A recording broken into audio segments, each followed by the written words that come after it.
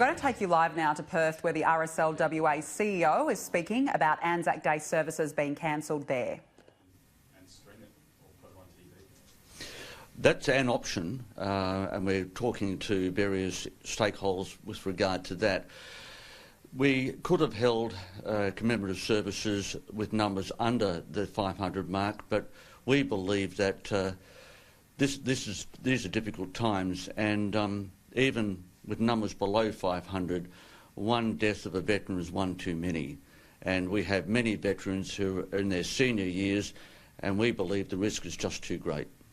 So how are you expecting people to mark the day if they're not going to parades or memorials or anything?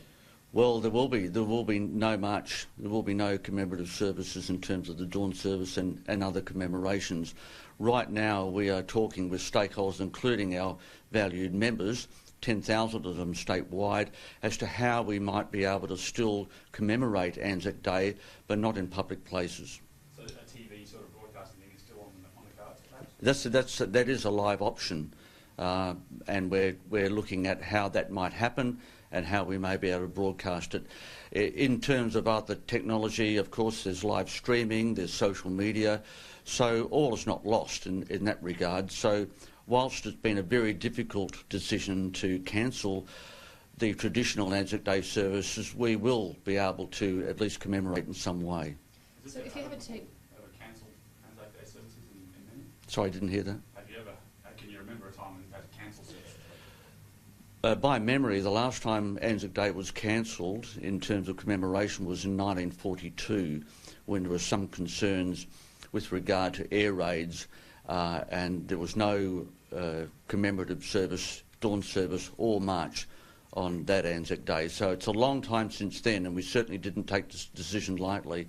We've taken it, given our duty of care to our veterans, and secondly that many of our veterans are in the older category and they are the most vulnerable with regard to this virus. If you do a television broadcast, will it just be one statewide, or will the regional areas, like, I mean, Albany's obviously got a rich history with ANZAC? Too early to say. This has only been announced this morning, and we have been workshopping it for a number of days with the state president and the board, and we'll come up with a solution. It could be statewide, it could be national, it may indeed also be regional. So the regional sub-branches, they've sort of agreed to cancel their ANZAC Day services as well across the state? We've issued a directive and advising all sub-branches to not conduct ANZAC Day services. This relates to RSLWA endorsed and operated ANZAC Day services. We don't know what, for example, local councils might or might not do, but it would be, we believe, folly and very risky to risk the welfare of veterans, their families and the general public, especially when this coronavirus situation is still evolving.